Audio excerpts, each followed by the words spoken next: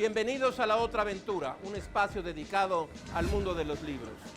Estamos en la tercera barra de la pulquería Los Insurgentes. Gracias a Gustavo y a Alan por recibir a La Otra Aventura esta noche aquí. ¿De qué viven los escritores? ¿A qué se dedican en un mundo donde los que leen son una minoría? Los escritores no siempre se dedicaron a escribir, muchos debieron desempeñar otro tipo de oficios para sobrevivir. En realidad, son pocos los escritores que logran vivir exclusivamente de su oficio. George Orwell dijo que todos los escritores son vanidosos, egoístas y flojos. Escribir un libro es una lucha larga y cansada, como un prolongado padecimiento de una enfermedad. Una nunca se aventuraría a una tarea como la escritura si no fuera empujado por un demonio enigmático, un demonio del cual es imposible librarse. Hoy hablaremos de los oficios que han desempeñado algunos de los escritores: Céline, Kafka, Saint-Exupéry, Bukowski, Balzac, Rulfo, Fuentes, Paz. Quédese aquí, se llevará algunas sorpresas. Les recuerdo que fue Adolfo Bioy Casares quien escribió que leer era la otra aventura y que la primera era, probablemente, la vida misma. Estamos pues en la otra aventura.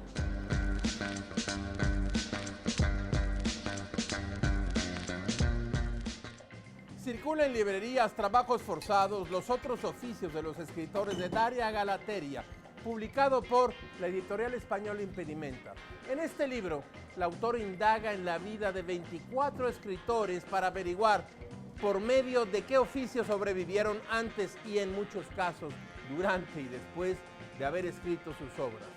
Dado que la escritura es un oficio que se cultiva principalmente a través de la experiencia de vida y de lecturas, no es de extrañar que por tradición los escritores se entreguen a los oficios más diversos: buscadores de oro, carteros, soldados, contrabandistas, fogoneros, vendedores de bisutería.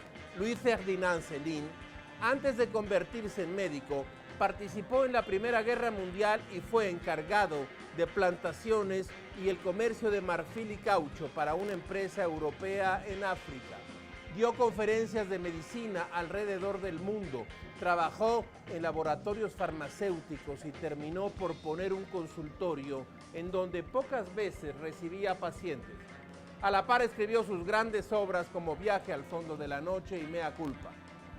Franz Kafka fue un agente de seguros durante toda la vida.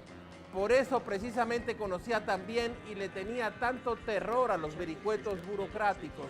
Soñó con viajar a tierras lejanas, pero nunca lo logró. Sin embargo, fue un empleado eficiente y dedicado.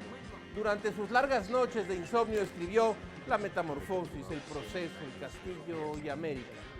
Antoine de Saint-Exupéry, el autor de la obra literaria más leída en el mundo después de la Biblia, El Principito, se convirtió en aviador a los 21 años. Le gustaba tanto el cielo que se empeñó en ser aviador durante toda su vida. Fue pionero de los vuelos transatlánticos y nocturnos.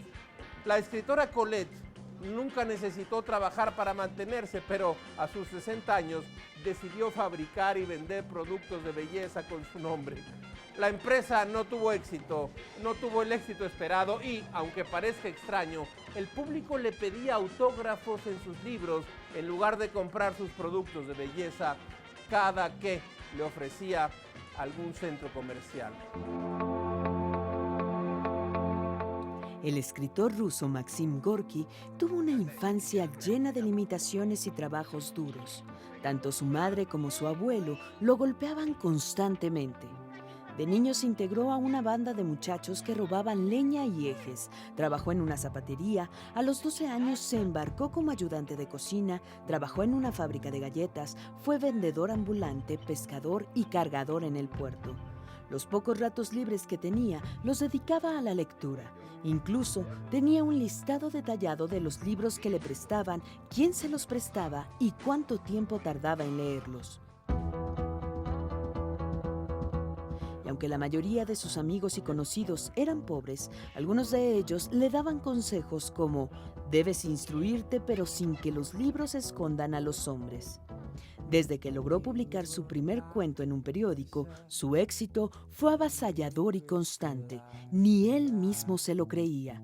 Gorki, autor de obras como Los bajos fondos, Infancia y Entre los hombres, en donde plasmó lo peor, lo mejor y las contradicciones de la naturaleza humana, es un clásico de la literatura. El estadounidense Charles Bukowski también tuvo mala suerte desde su infancia. Su padre lo maltrataba. Además, no era atractivo, padecía de un acné devastador, dislexia y era de mecha corta. No toleraba que se burlaran ni mínimamente de su persona. Fue un escritor precoz, pero en cuanto su padre lo descubrió tecleando cuentos en lugar de deberes escolares, le tiró la máquina, los textos y su ropa por la ventana. Así, Bukowski comienza a peregrinar por algunas regiones de Estados Unidos. Trabaja en un almacén, en la construcción de vías de tren, en la Cruz Roja y finalmente fue empleado postal durante 13 años. Con altibajos emocionales debido a la ríspida relación con su padre y al encuentro y desencuentro con mujeres, Bukowski nunca dejó de escribir y de enviar sus textos a revistas, aunque casi siempre se los devolvieran. Fue hasta que John Martin le publicó a manera de plaquettes algunos poemas y cuentos, de los que en menos de un mes se vendieron 750, que Bukowski se dedicó por entero a la literatura y John Martin creó una editorial. De la mesa de novedades, tomemos El secreto de la fama de Gabriel Said, que circula en librerías bajo el sello de Lumen. En este libro, formado por 18 breves ensayos, Said aborda el mundo de la literatura, pero no a partir de las obras mismas, sino a partir de los personajes que habitan el ámbito literario.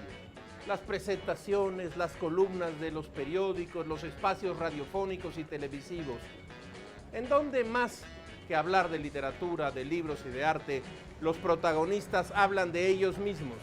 Said afirma que hablar de la experiencia de leer, de lo que dice un libro y cómo lo dice, de lo que gusta y decepciona, hace más inteligente la vida social y personal.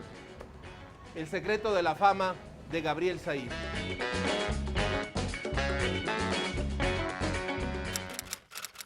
Nadie ha hecho todavía el cálculo de las fortunas que han perdido los protagonistas de las novelas de Balzac, pero es un hecho que la cifra podría simbrar el índice Dow Jones de la Bolsa de Valores de Nueva York, una suma escalofriante, solo inferior a otras cifras balzacianas de dar miedo. 90 y tantas novelas salidas de la imaginación de un escritor capaz de trabajar 15 horas diarias y tomarse 30 tazas de café, más de 2.500 personajes arrastrando sus vidas en el interior de esa catedral que se conoce como la comedia humana. Balzac fue víctima de la literatura industrial y fue también un empresario obsesionado con el triunfo en los negocios. De esto tratan los 51 años de su vida y buena parte de la trama de los pasajes inabarcables que forman la comedia humana. El dolor del fracaso empresarial convirtió su literatura en un gran negocio. Esto ocurrió el día en que Balzac decidió ser el empresario de su propio talento. La literatura no le trajo ni dinero ni fama. Fue entonces cuando decidió volverse impresor y editor. Imprimió desde folletería médica hasta ediciones de clásicos. Su primera amante y prestamista, Madame de Berny, la Dilecta, invirtió en esa empresa y pagó los estragos de sus primeras audacias como hombre de negocios, metido en los sobresaltos de las imprentas. Balzac la convenció de que la edición era un gran negocio. Con esa promesa de Berny puso 9.000 francos. De ese entusiasmo surgieron un editor, un impresor y sus acreedores. En la ausencia del público de las librerías, Balzac imaginó un sistema de suscripciones para la compra de novelas y se entregó a la edición de algunos clásicos. Editaron las obras de Molière y de La Fontaine. Los clásicos no atrajeron al público. En el año de 1827 se inició en el arte de huir de sus acreedores, ocultándose en un departamento de la calle Cassini. En ese tiempo, esa calle era la guarida de un empresario agobiado por las deudas. Años más tarde, sería el gabinete del Napoleón de la novela. Los escritores mexicanos rara vez han podido vivir de lo que escriben. Juan Rulfo trabajaba en el Instituto Nacional de Indigenismo incluso después de escribir 2 clásicos, Pedro Páramo y El Llano en Llamas. Carlos Fuentes dedicó una parte de su vida a la diplomacia. Fue embajador de México en Francia. Robándole el tiempo a la burocracia, escribió algunas de sus obras centrales, entre ellas la novela Terra Nostra. Antes de ser editor de Plural y Vuelta, Octavio Paz fue diplomático, embajador en la India, cargo al que renunció después de la masacre del 2 de octubre en Tlatelolco. Sergio Pitol viajó durante años dedicado también a la diplomacia y la literatura. Bien pensado, parecería que uno de los oficios de algunos escritores mexicanos ha sido vivir fuera de México, verlo de lejos, entenderlo desde fuera. El escritor Ricardo Garibay empeñó su tiempo en la escritura de guiones para cine y en asesorías para políticos mientras escribía algunas de sus páginas más valiosas. La diplomacia, la abogacía y el magisterio fueron durante muchos años la forma en que los escritores sobrevivieron. La literatura no era una actividad profesional. Muy pocos se dedicaban solo a escribir obras de largo aliento. Por eso el periodismo se convirtió en una actividad central en la vida de los escritores. A partir de los años 70, los escritores jóvenes pudieron dedicarse al mundo de la edición, a publicar sus propias obras y las de otros. Desde los años 90, la mayoría de los escritores mexicanos ha recurrido a las becas del Sistema Nacional de Creadores de Conaculta. El apoyo del Estado ha servido para que los creadores escriban con menos agobios. Pero hay quienes dicen que los cazadores de becas del gobierno y premios literarios no son escritores, sino eso, cazadores en busca de dinero, reconocimiento de los gobiernos que han criticado acremente y cierto prestigio que se gana a veces en el mundillo literario. ¿Usted qué opina?